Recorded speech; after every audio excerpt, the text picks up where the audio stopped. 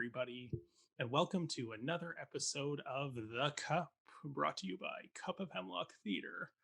I'm your host for this episode, Ryan Borochovitz, literary manager for Cup of Hemlock Theatre, and today we are going to do something a little different, but we hope you'll enjoy it, and maybe we'll make more of these if you do. So, some of you might recognize my guest from a recent episode we've done on Death of a Salesman. And as I was speaking to her after we finished, she suggested an exciting new production of a Sarah Kane play. And given that she's one of the leading authorities on Sarah Kane, or certainly someone who knows more about Sarah Kane than anyone I've ever met, it seemed like a no-brainer that we should try to have an episode on the roster responding to this recent production. That said, we were unable to get together a panel of 4 on such a short notice, so we're trying this new format that we're going to call Duet Reviews. But if you don't like that title, let us know in the comments and we'll call it something else next time. So today we are responding to a recent production, or actually happening right now, although I think it'll be gone by the time this gets posted. We're just freeballing here. It's fine. So this is a production of Sarah Kane's play Crave. It's her 4th play, and it is by the Chichester Festival Theatre in the UK, and it was released for stream online recently through the Royal Cork Theatre. And I am joined by our very special guest, Aisling Murphy, who is a former student of mine, I must say, from our time at University of Ottawa, where I believe you still are. Yeah, and we're just so excited to have you back and drop some of that Sarah Kane knowledge. So thanks for being here. Thank you so much for having me. I'm really excited to be back. Yeah, it's great to have you. Well, we're going to start, as always, with what's in your cup today. Yes. So just to, address the context of this conversation as well, it is currently the United States election. Yes. As we speak, there's going to be some results coming in as we talk. Yeah, at time of recording, we don't know who won, but by the time you watch this, hopefully we will. Dicey. Yeah. So that said, my cup is not filled with straight gin, which I do wish it were, but perhaps later.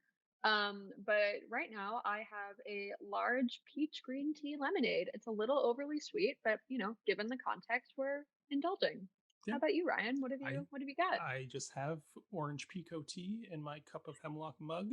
Just something soothing, comforting, trying not to think about the end of the American experiment. Which you actually are American, so I feel like, yeah, you definitely have more of a horse in this race. Yeah, it's a night. I'm from 40 minutes outside of DC, so we're gonna hope that the riots kind of stay contained. Yeah. But well, Sarah Kane had some thoughts on the human condition, and here we are to talk about them. Yeah, I like that. With one of my American friends, we were talking about a British play and a British production on this night, and just doing what we can to not think about what's happening down there. 100%. Well, without further ado, we can dive into this discussion now. Because, as I mentioned, you are a great expert on Sarah Kane, I'd like to just begin your experience with this author, who I think I'm correct in assuming is your favorite author or playwright. Correct me if I'm wrong. Yeah, like, not to get into semantics, but yeah, I'd say that she is a favorite. I respect her quite a lot, not least because most of my body of work is kind of built off of hers. So I feel that sort of reverence for Sarah Kane. I first encountered Sarah Kane maybe 3 or 4 years ago in a play analysis course at the University of Ottawa. And I was very taken by her use of poetic language and her use of quote unquote unstageable stage directions, which the first 3 plays of hers are really noted by in terms of things being on the page that you can't really do in real life. Some of my favorites being that there's rats on stage, that there's severed limbs on stage, stuff like that. Yeah. Things may or may not happen to babies. Yes, 100%. Yeah, this is definitely like the after hours part of Cup of Hemlock. Yes. But I wound up taking a dramaturgy course at the University of Ottawa where we had to make a play about a dead person. And I was like, okay, well, last semester I was really interested in Sarah Kane, who happened to be a dead playwright. And for that project, I wrote a verbatim play about Sarah Kane. I went through all of her plays, all of her interviews, of which there aren't really that many, and academic texts talking about her. And I was like, oh, these all speak to each other interestingly in a way that kind of talks about how we're remembered and how people talk about us after we die. That's cool. That turned into Feast, and now 2 or 3 years later, it's been developed at Tarragon in Toronto, and got a grant from the National Theatre School as well. Mhm. And we're just kind of trucking along with that. Yeah, that's great. I know it's so hard to have plans during these strange and unprecedented times, but do Yeah. you know what the future of Feast might have in store for it? No, well, as of this week, I know that its future is not at Tarragon, unfortunately, because Okay. of COVID. They have, let us go, but that's okay. Mhm. At this point, we'll see where it goes. It's really going to depend on if the UK has a theater scene in a year and if I personally stay in Canada. So Right. it's out there. We'll see. Yeah. Well, I wish you the best of luck with it. But right Thanks, now, we're Ryan. here to talk about Crave and specifically this recent production. So, Mhm. again, because you are the authority, I've given you complete freedom to draft up the questions that we're going to prompt this discussion with. And, I've hosted enough for one day. I'd like to the reins over to you. So take it away. All right. Well, thank you today, Ryan. No problem. I I'd like to start with a question that wasn't necessarily in our prep, but I think it's important. Same. How familiar are you with Sarah Kane and with Crave in particular? So, funny thing, Crave is actually the one Sarah Kane play that I had never read before. Oh, wow. Okay. So I went into this pretty blind, I will say. But I was excited for it. I've enjoyed her other plays. I think Blasted is probably my favorite. I will note it was also the first one I came across, and it was just such a jarring experience. I wasn't specifically like it wasn't like studied in a class. It wasn't me thinking, oh, I've heard some things about Sarah Kane. Let's read this play. It was like in the Methuen drama book of like plays of the 90s, I think it was. Oh, I have that one. Yeah, yeah, Yeah. yeah. So like I read a Carol Churchill in there, I read a Mark Ravenhill in there, and then got to the Kane, and it was like I guess actually I don't even remember the order of them. I did read them like in the chronological order in that book, but yeah, it was I was not prepared for what that play had in store, but I Yeah. was here for it. Um, it took Yeah, some time to it's hard to mull be over. prepared when you're coming from the world of Ibsen. I think it's kind of hard Yeah, to be yeah, ready for that. But that said, I do think it's interesting for Blasted. Not that we should talk about Blasted for too long, but Blasted does borrow so much from Ibsen and then just kind of rejects it in the second third or so, which I think is really interesting yeah. because her stage directions are super Ibsen-y, which is fun. Yeah. So having read her other plays, with the exception of this one, and particularly Psychosis 448, or is it 448 Psychosis? I get that mixed up. There you It's okay. go. uh, like it gave I did feel prepared for what this one had in store because I had heard enough about it that it was more similar to that than her earlier works, and Mhm. that expectation did not disappoint. Um, Yeah. yeah. Yeah, it's interesting that you say that because like Crave is kind of the link between her two styles of Mhm. work, right? Because you have 448, which is so in the poetic language, and then the others, which are weird but not poetic. They have characters, settings, plot, and story for the most part. And then Crave is just kind of this weird one in the middle. It's Yeah. interesting that this was your most recent encounter with Kane. Yeah, I don't know how I can't even remember how it came about that I read them and happened to skip this one. I think my encounter with 448 Psychosis was specifically, for those who don't know, a lot of my personal academic research concerns autobiographical playwriting. And I read a book by a scholar named Ryan Claycomb, Lives in Play, which I think I actually book recommended to you a while back. The book was specifically about yeah, feminist autobiographical and biographical performance, and there was a chapter on 448 specifically about how we must read it as autobiography, which you disagree with by the look on your face. Oh, it's such a dicey take, but I think it's a dicey take for another day. Yeah, sure things. That's not the play we are analyzing here, but that drew my interest to it, and that was when I sought out that play in particular. But yeah, let's talk about Crave. Yeah, so my kind of follow-up question to were you familiar with it before is um on your first encounter with it, were you able to get a sense of story from it? Like what was Crave about in your first experience with Hmm. it?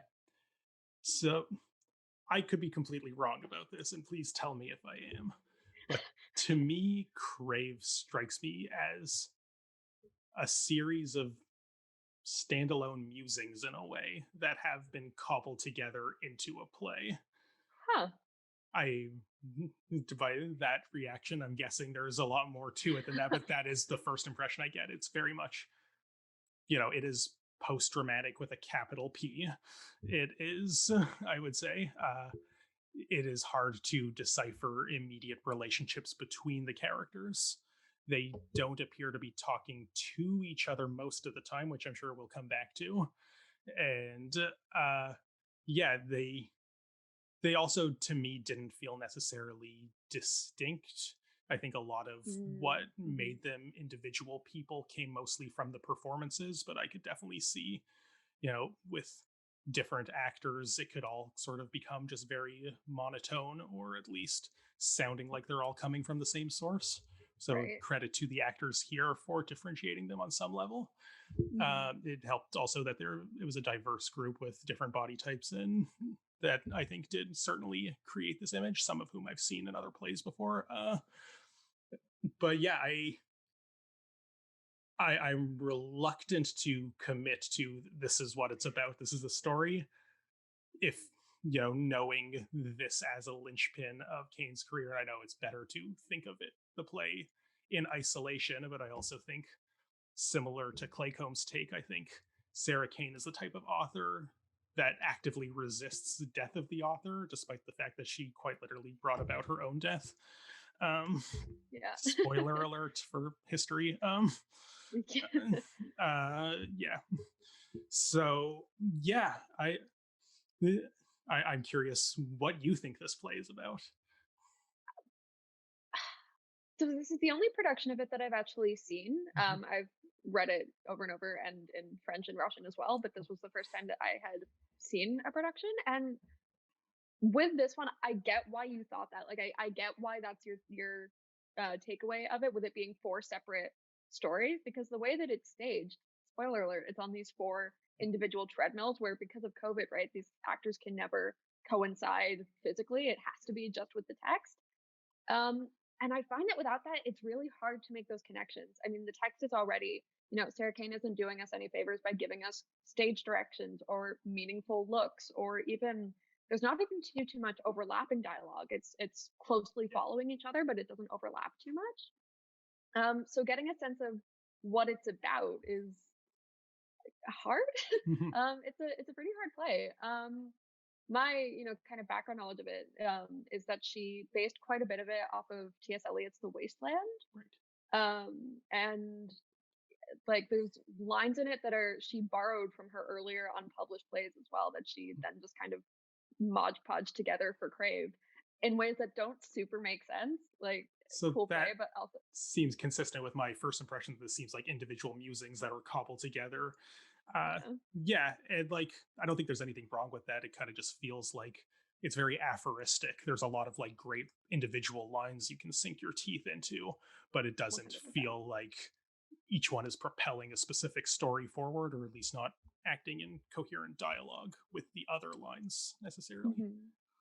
Well, and what's so surprising as well is particularly in this production, like when I've read it before, I hadn't given so much weight to C being the one as the bearer of most of the text. But in this production, C is really the one that's Yeah, driving everything forward, right? Like, do you agree? yeah, she was definitely the one that certainly my mind kept gravitating towards. She now I imagine, so there's a lot of like different ways that plays can be, having not read this one, that plays can be without stage directions. You could go full Martin Crimp where there is not even speech prefixes and the director has to decide who says what. That is not the case in this text. We have the individual letters designating the characters.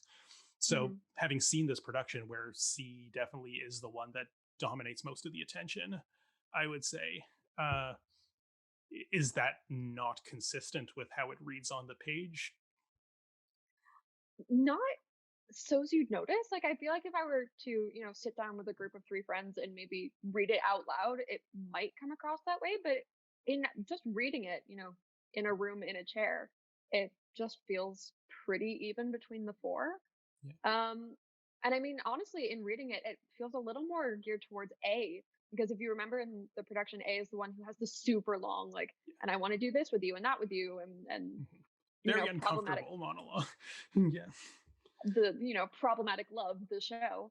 Um, and so in reading it, I've always found that it's more of their story than necessarily C's. And it was cool to see a director veer in the other direction in a way that almost felt kind of obvious retrospectively, Mhm. which was cool. Yeah, I would say, again, because I want to impose autobiographical readings on this type of work. uh, No.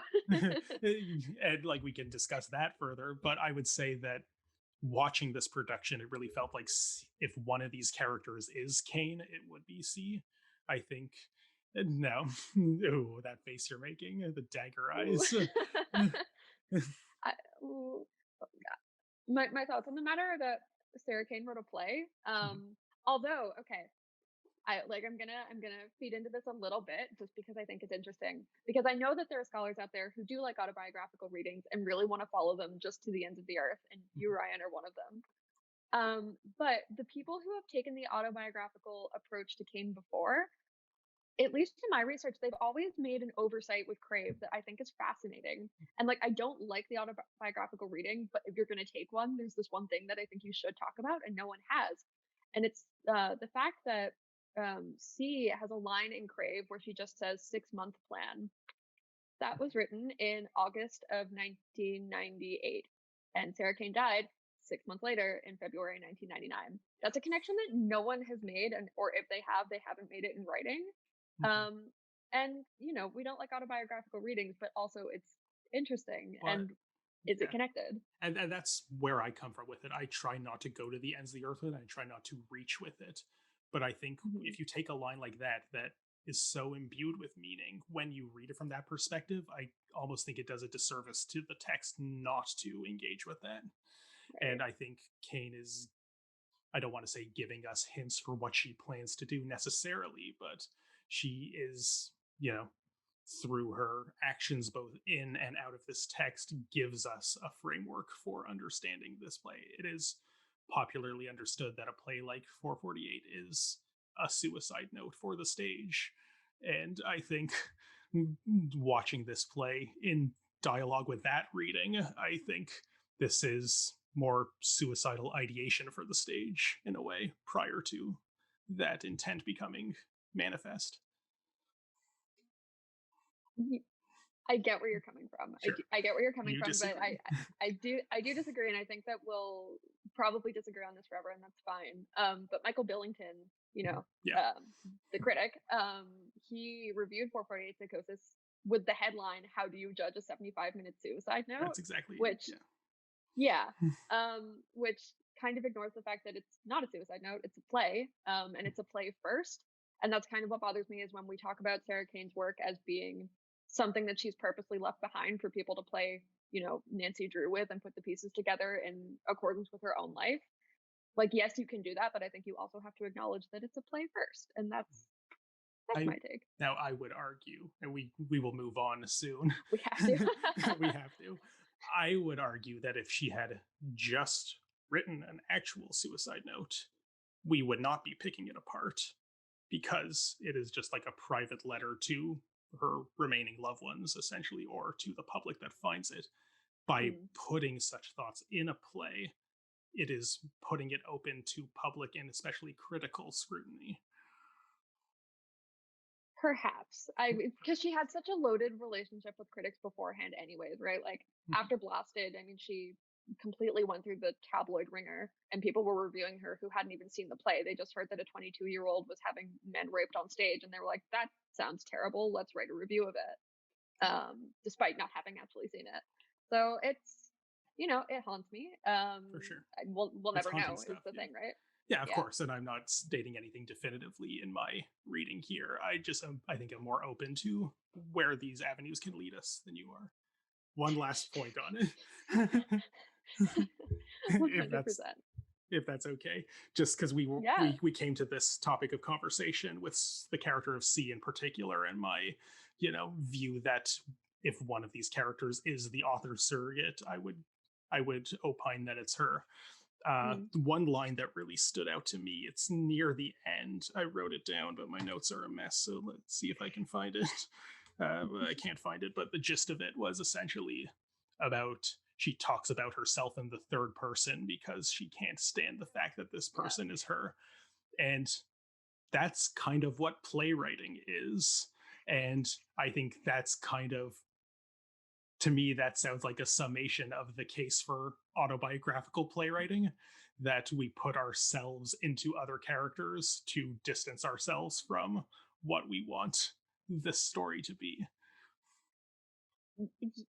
Yes, but I also do think that like the idea that people talk about themselves in the third person because it's hard to admit that they are who they are. That's a common thing in trauma studies as well, and Mm-hmm, traumatic theater as well. for sure. Like, could it be a device that Sarah Kane was using to get through something or to struggle through something, perhaps? But it's also maybe that's how C is coping, and C is completely independent of Sarah Kane, and maybe Sarah Kane was completely fine with talking about herself in the first person. Yeah. Maybe not. It's Well, you've read all of her interviews, so you would know better than I. there's very few.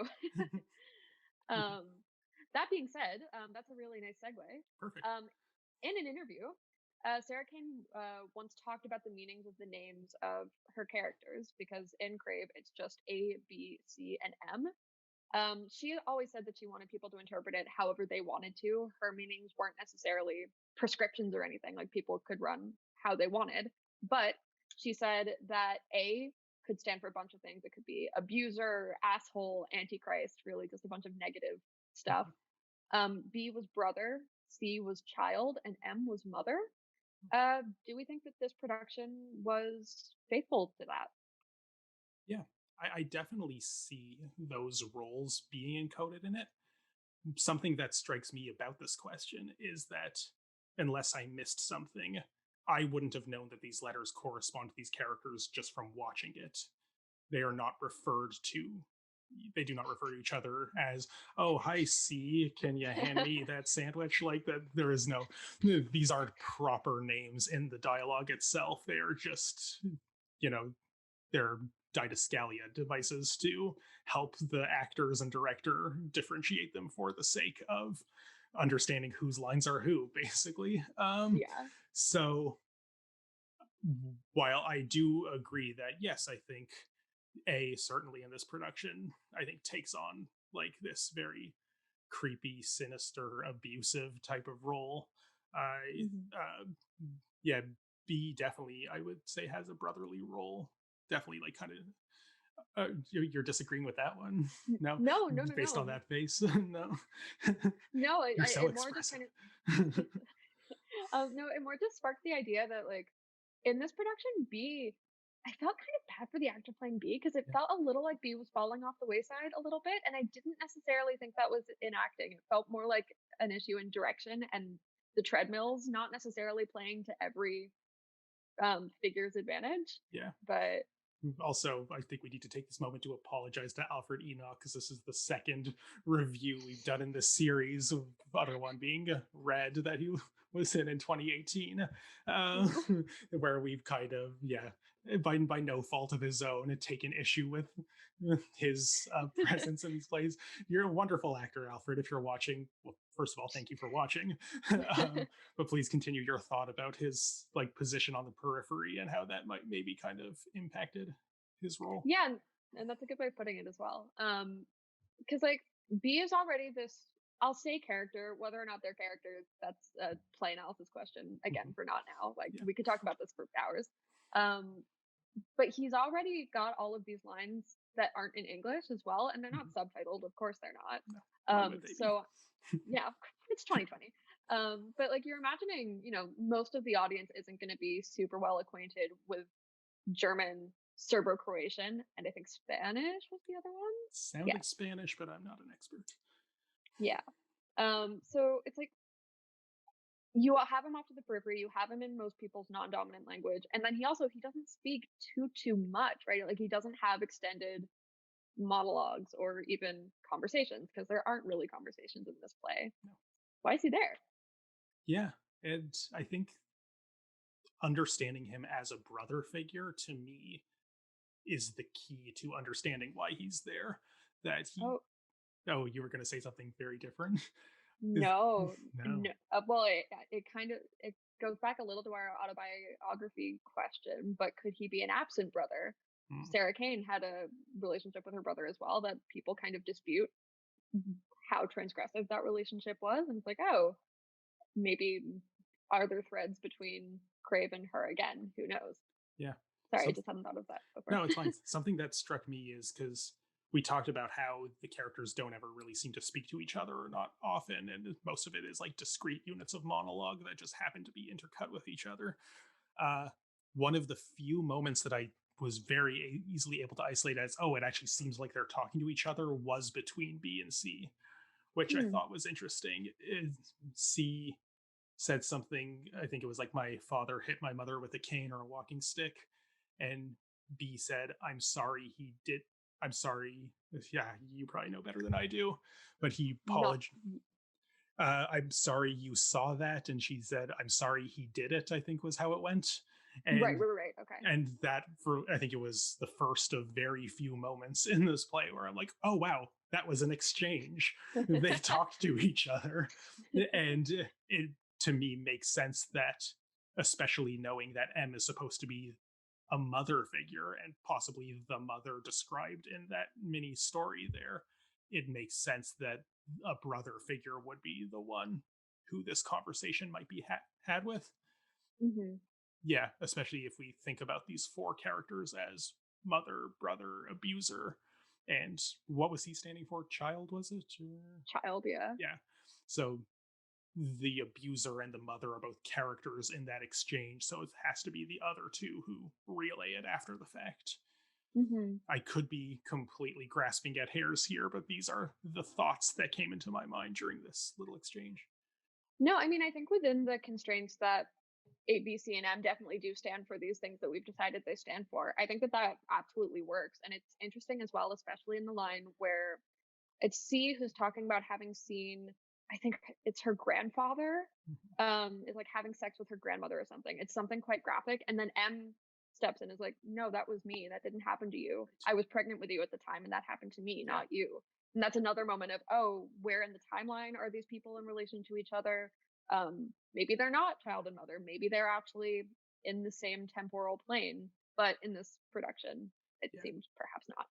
It seemed to me that yeah, this production leaned into these roles, but not so Mhm. much that we are confined to them, which I think is Yeah, probably the, if there is such a thing as a correct way to stage any play, let alone Sarah Kane, I think that is the most liberating version of it, at least. definitely.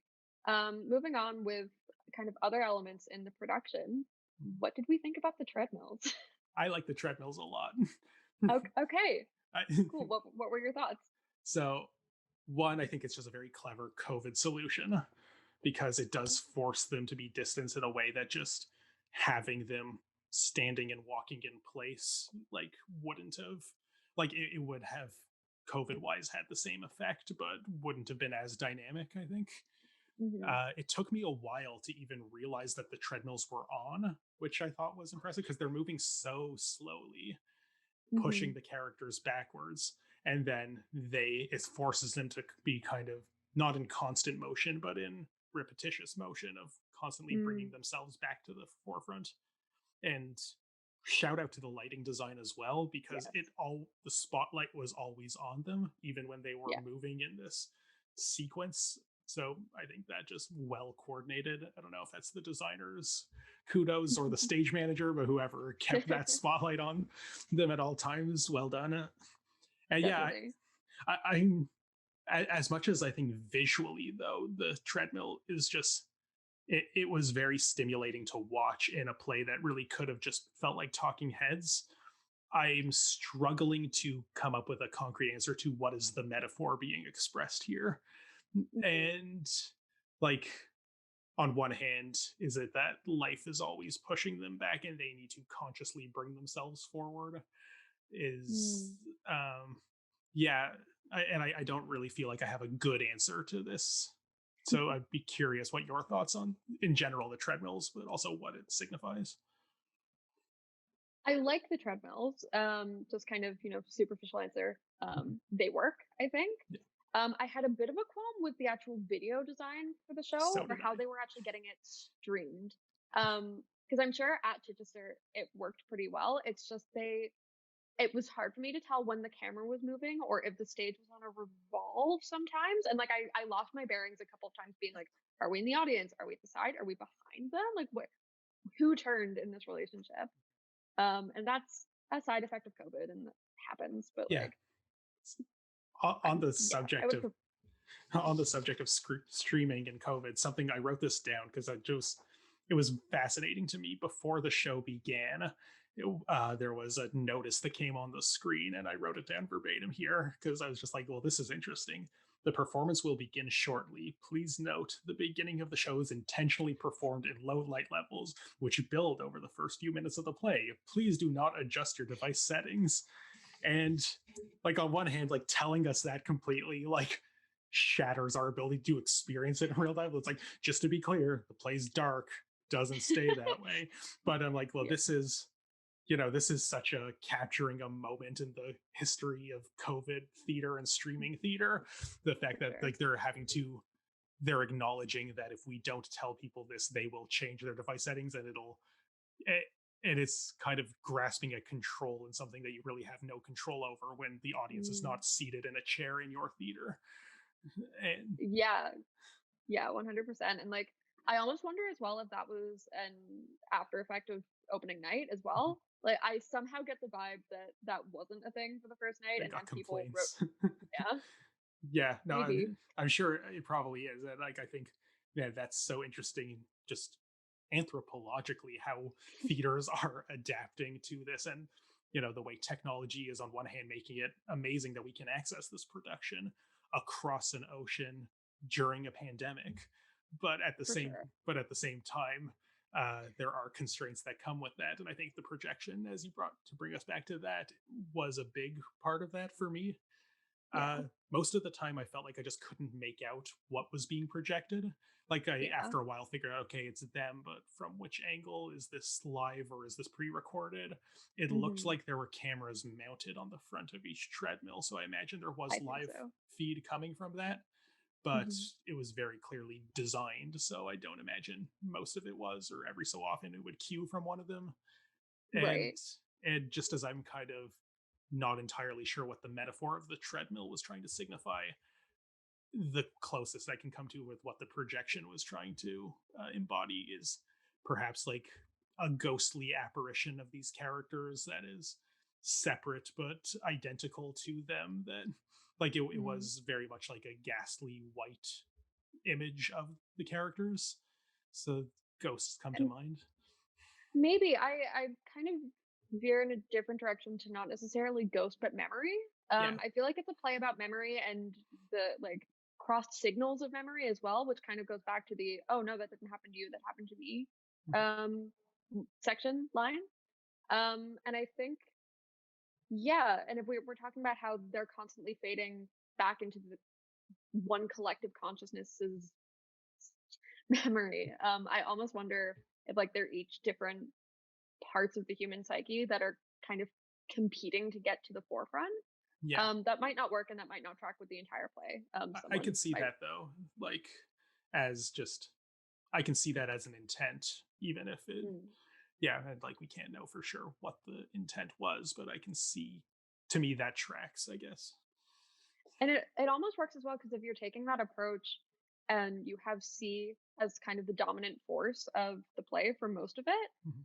if that's the trauma is always winning. The trauma is always what's loudest and what's most memorable. Whereas the more balanced voice would be kind of off to the sides. The motherly voice is there, but a bit annoying, Mhm. which might track. And then the abuser is again always there, always talking, Yeah. but not as loud as the trauma that's inflicted by the abuser.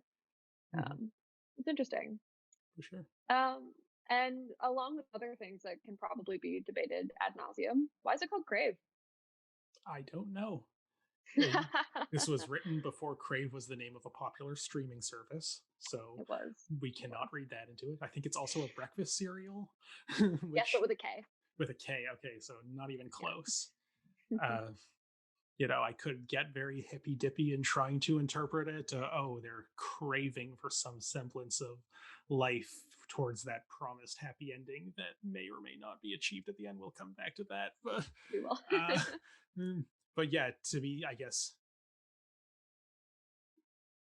the word crave just implies a longing, but one that is violently strive for. I think, like, when you say, "Oh, I'm really craving something," it does kind of add this like visceral dimension to it. Just, oh, I could really go for a taco right now. No, I'm craving a taco, kind of. I don't know why I picked a taco, but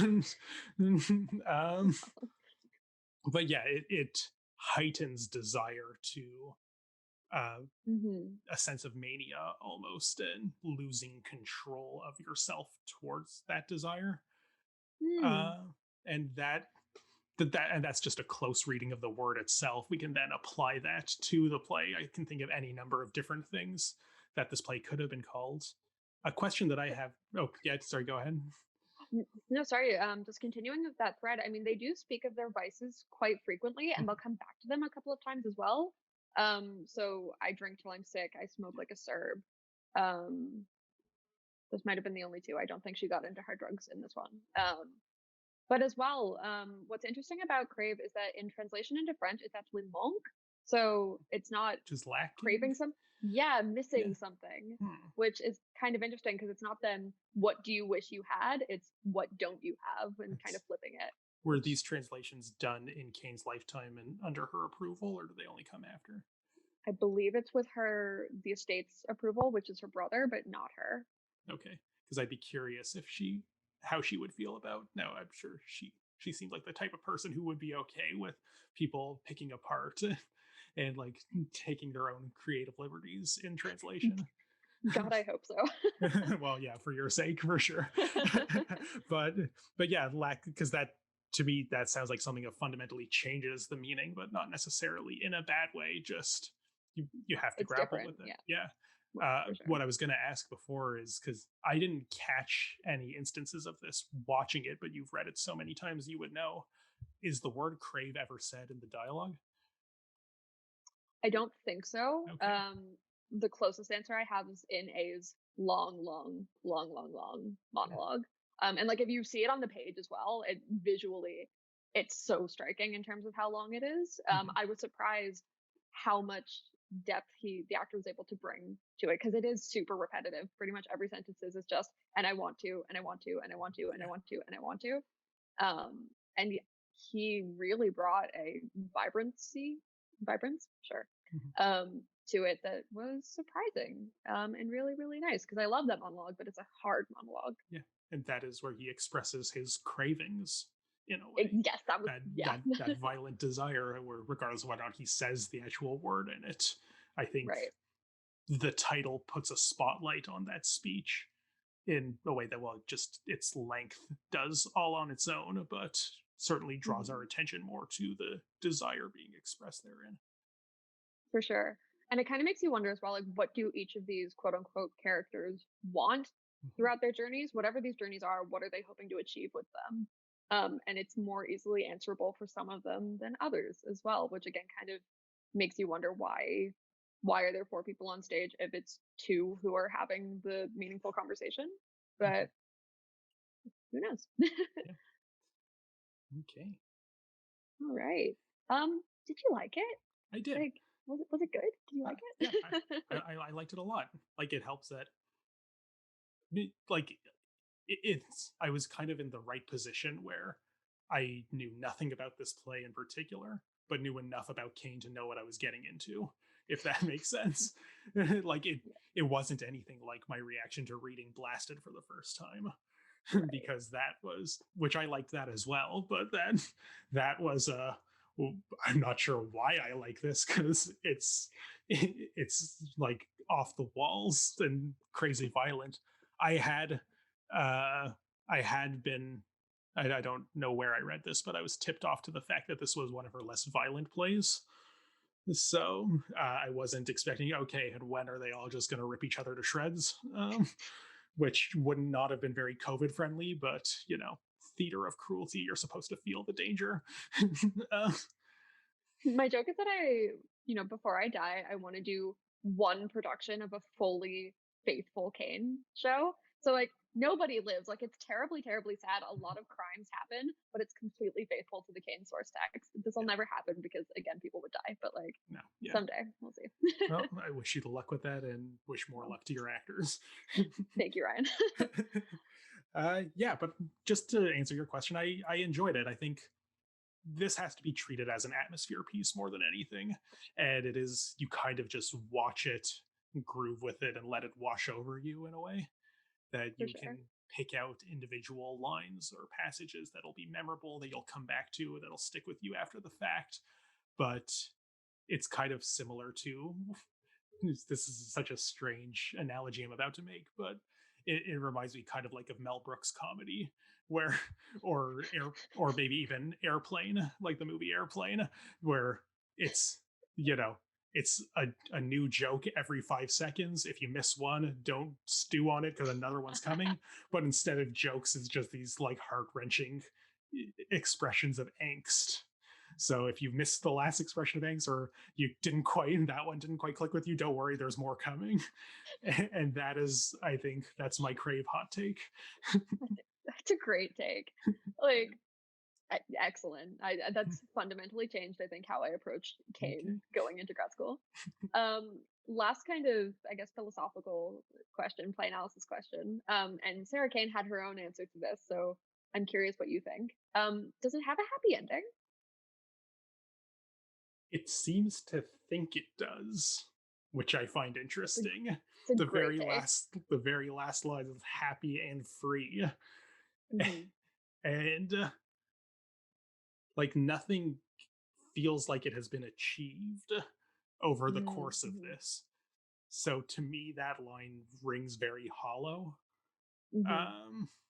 Because these characters don't feel any different. And I believe it is C who says happy and free at the end. Yeah, it is. But yeah, they're all sort of coming to this semblance of light, I would like to think, is where it's leading in those last moments. And it kind of surprised me that it was over once we got to that line. Like, oh, right. Okay, that's it. Are you sure you're happy and free? But it's like it's an intermission. Like where are we going? And I knew it was only an hour long, so I wasn't expecting it to go on for much longer. But I thought there would be some more sense of closure, I guess. Which to me, that line didn't deliver. Not in a bad way, just in like the play ends kind of as it goes the whole time. Right. And it's just another one of these, bite-sized like angst nuggets, but one that seems less angsty, than the others. And in terms of, is this happy? One might read from my feeling that this seems disingenuous, that it's not a happy ending. But since this play feels like it is very much engaging with mental health and depression and trauma, I don't want to take that moment of happiness away from it, if that makes sense. To kind of put it in the terms that I did earlier that you disagreed with, about if 448 is suicidal intent of the play, this is suicidal ideation, the play, and ending it with that line gives me the impression that it is, at least for the moment, deciding not to act on that ideation. That's interesting. Which then one play later, if these readings are apt, we realize it does not last long. And again, we're psychoanalyzing the author here. It doesn't pertain necessarily to the characters itself. but yeah, I would like to treat this very brief moment of happiness on its own terms, and maybe think that the fact that the play ends there is a deliberate statement on we're finally kind of happy. Let's end the play before something ruins that. Maybe, yeah. That I like that idea. I like that it's not necessarily an ending, but more of kind of like a plateau for the time being. And just structurally as well, I didn't like how Crave winds up connecting to 448 Psychosis, because it's that crumbling of the structure. We're going from named characters that do have, we're not calling them A, B, C, and M, but they are dictated as such in the script. To then just that even crumbling away into poetry on the page, and we're calling it theater. My kind of take, and Sarah Kane's take as well, was that no, it's absolutely not a happy ending, and that it's meant to be kind of not misnomer, but to fool you a bit. Because in Blasted, Fate of Love, and Cleansed, which are Sarah Kane's first 3 plays, apparently, according to her, I don't know if I agree with this, but according to her, those plays were all trying to ask the question, can love survive? And according to her, that question is answered affirmatively in each of them. Again, questionable. That works the most in Cleansed. I don't know about Blasted, and I don't know about Fate of Love, but I think, to me, Blasted strikes me as very much similar to the ending, where how the way I described this ending here. It's like a lot more dramatically, coherent, and you can sink your teeth into what's actually happened in a much better way than this. But the ending of like, it's feeding him French fries on the floor, or if I'm remembering it correctly, or like a burger after a different type of feasting has occurred. No, that's in Fate of Love / Feast. Oh, okay. Yeah, sorry, I mix up my Sarah Kane's. Fair. No, in Blasted, his head comes up through the floor and it rains on him. Yes. Okay. Yes. So wrong one I was thinking of. Phaedra's Love ends with that feasting, which it's the vulture. Yeah. I don't know where I was going with this thought. All of these endings sound terrible. I mean, according to her, she was like, yeah, in all of them, love survives. Bad things happen to them, but love survives. Crave is the first one that says, no, F this, I'm out of here. And that's a direct quote from her.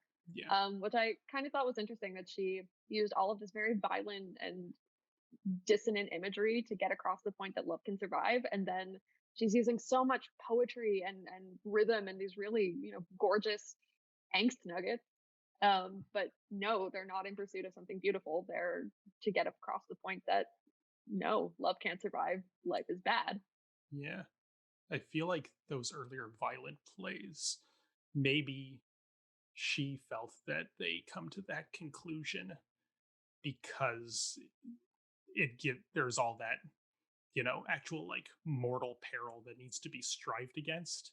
And if she feels like they have come out the other side like of that crucible as better people, then that is indication that love has survived. I don't know if I agree with that reading, but no, because I don't know that they all emerge as better people. I know. I'm trying to take her on her own terms, and I by no means think that authorial intent is gospel, but I think it's interesting and worth unpacking. Why would the author think this? And yeah, just this play, Crave, feels it's full of malaise in a way that those other plays aren't. Definitely. And while it tries to gesture towards a happy ending, I can relate to her idea that, like I described it as hollow earlier, that it doesn't actually achieve anything. And when it doesn't have that same bloody battle going on stage of what is actually being strived against, I can understand it feeling closer to the monotony of life, and especially life with depression. Right. And yeah, that tracks pretty well. And I think it's interesting as well, because she thought about, at one point, she was going to put out notes to accompany Crave to kind of go and annotate it and say what every line means. And then she very purposely was like, no, it'll wind up being longer than the play, and people will care far more about what I think about the play than the play itself, which I don't want. And I think she cited Eliot in that as well, because he had done it for The Wasteland. And then, according to her, no one then cared about The Wasteland, only the notes. So whether that's true or not, I don't know. But fun fact about the Wasteland notes is Eliot wasn't going to include them, but he wanted to publish the play in its own publication as a pamphlet, and it wasn't long enough on its own to justify that. So he included the notes so you could buy a book that is just The Wasteland, as opposed to having to publish it in a book volume of other poems. Huh. Yeah, That's fascinating. that is Cool. fascinating. So thankfully, Crave is long enough to exist in its own volume, so she did not need to annotate herself for those reasons. Yeah. Yeah. It's such a interesting and terribly, terribly sad play as well. Like, not sad just because of the content, but like, when we talk about it against the fact that Sarah Kane was going to be no longer with us within the next couple of months after it premiered.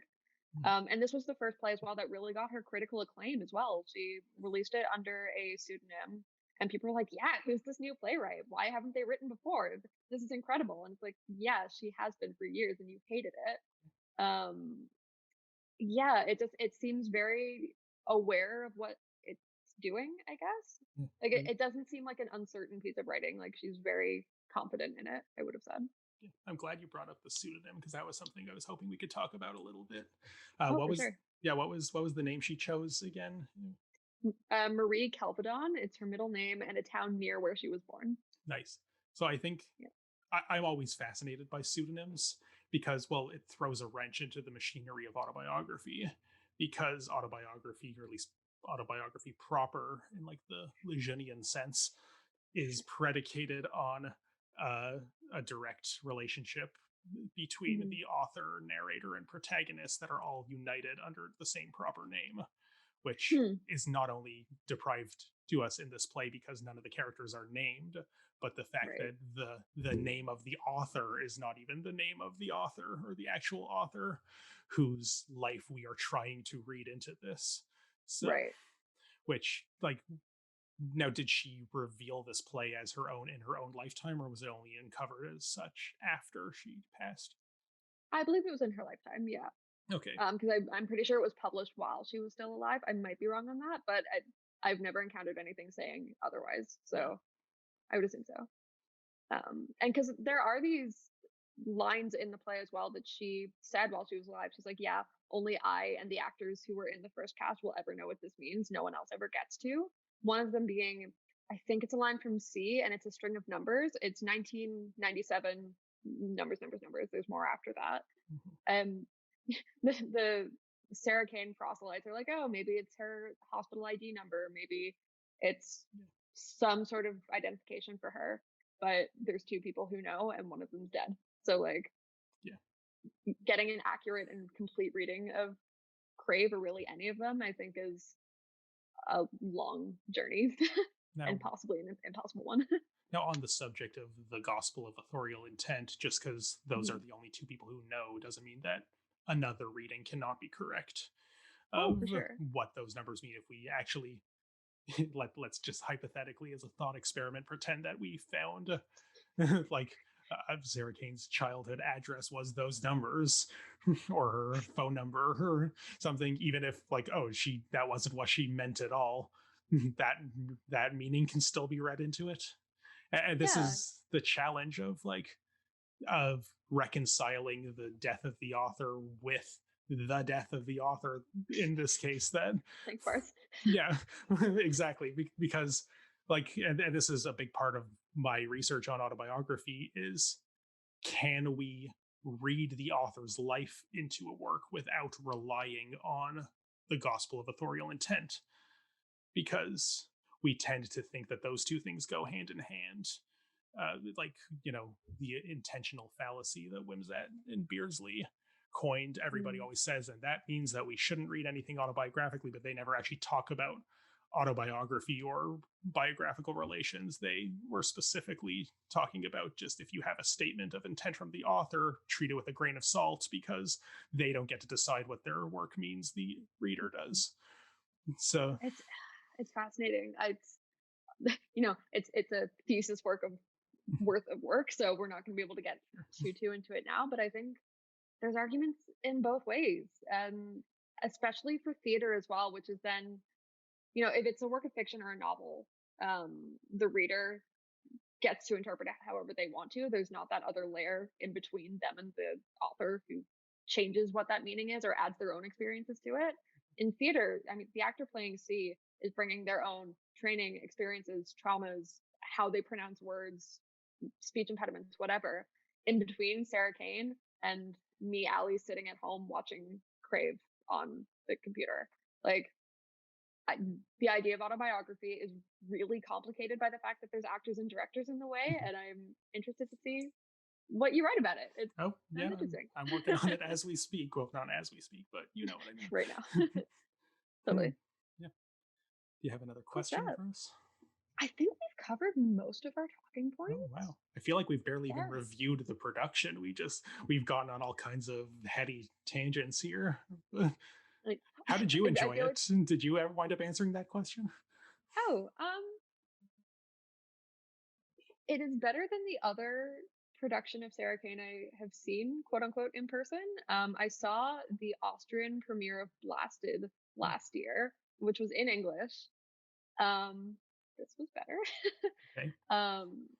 I was really excited to get to see what I think is actually a pretty brave staging of Crave, in that it's not quite four talking heads, but they are all in their same plane. They're not intersecting. There wasn't any extraneous plot or story kind of thrown onto it. We're not getting cheesy flashbacks, music, whatever.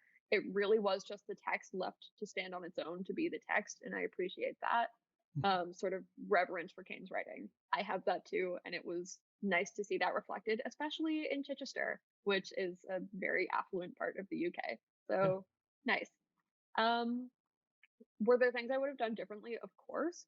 But I also think that it's a show that really speaks to the present moment right now in terms of how isolated people are due to COVID. So little cheesy, but like it solves the why this play now problem really well in a way that I think a lot of contemporary stagings of Kane don't always. And that was really exciting. So yeah, I wouldn't call it the go-to Crave in discussing Crave. I don't know if that production has happened yet or if I've seen it, but it was good. It was good. I'm not mad at it. No, that's great. I'm curious, since you've done more research on this certainly than I have. How have previous productions, and particularly the debut, handled the staging? Obviously, they wouldn't have had treadmills, but in a pre-COVID world, assuming we could remember such a thing, how like did the characters interact physically? Did they run all around the stage and actually like bump into each other? What happened on the stage without the treadmills? I now worry that there's going to be just years upon years of copycat productions that are using just treadmills, bikes, whatever. Just we go through the entire gym just using things that keep people in place. To answer your question, as far as I know, because the original production was a workshop production at, I want to say, Payne's Plough in the UK. She did it for like a writing seminar. So I do think that they went kind of the talking heads approach to it, where they each were in their own universe with minimal interaction. There was a production of it at the University of Ottawa in 2019, which took a far more chaotic approach, which was really interesting. There was a lot of like scribbling on chalkboards and throwing paint around, and they definitely, the four figures interacted quite a bit, and they were playing like nursery games and like playground games together. It's not necessarily a reading that I would have gone with, but it was cool to see it go in a different direction. And that's what's so nice about Crave, right? Like it's a blank canvas for whatever the director is taking away from it to kind of experiment with. Yeah, and I think like it's easy to just read it off the page as talking heads and think that's how it needs to be staged, but the fact that no specific direction is given, I think, is an invitation for that freedom to play. And even if like I didn't see any of the productions you're describing, but even if you feel that some of them maybe miss the mark or lean too much into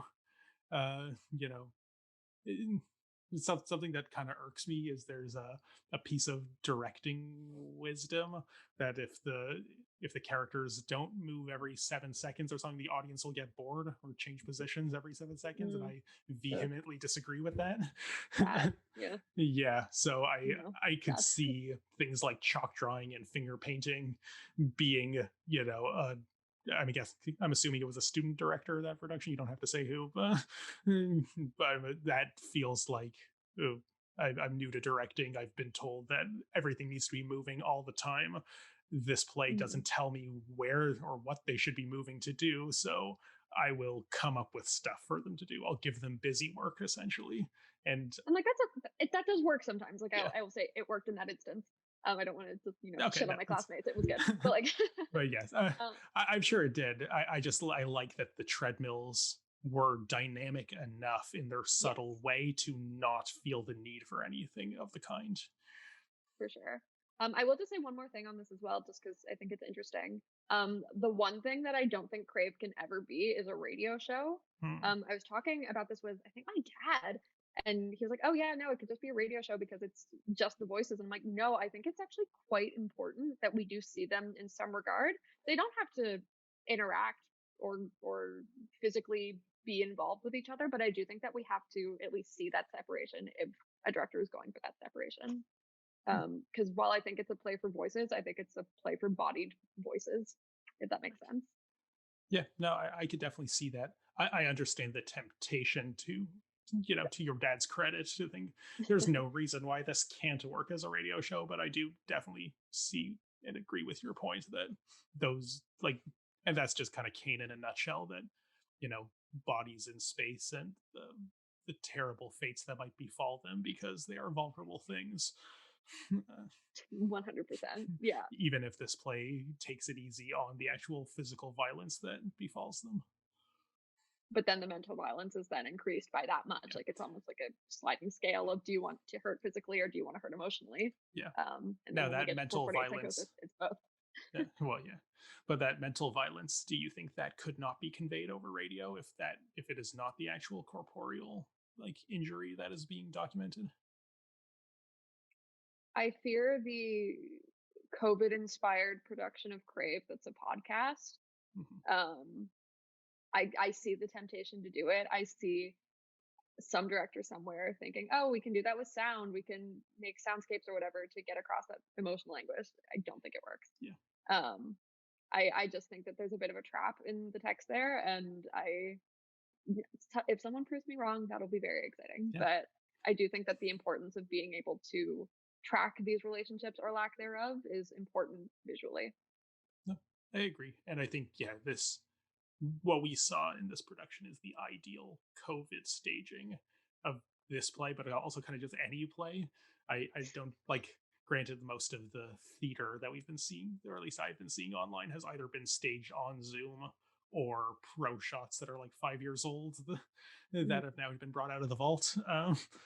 So, like, granted, I haven't seen a lot of like actual instances in actual space of trying to figure out how to have these characters work on Right. stage in relation to each other. And of course there have been solo shows like that kind of the perfect solution to social distancing is just one person. You have one person on stage, and that's how we're going to do it. Oh, I love Canadian dramaturgy. Yeah, of Yep. course.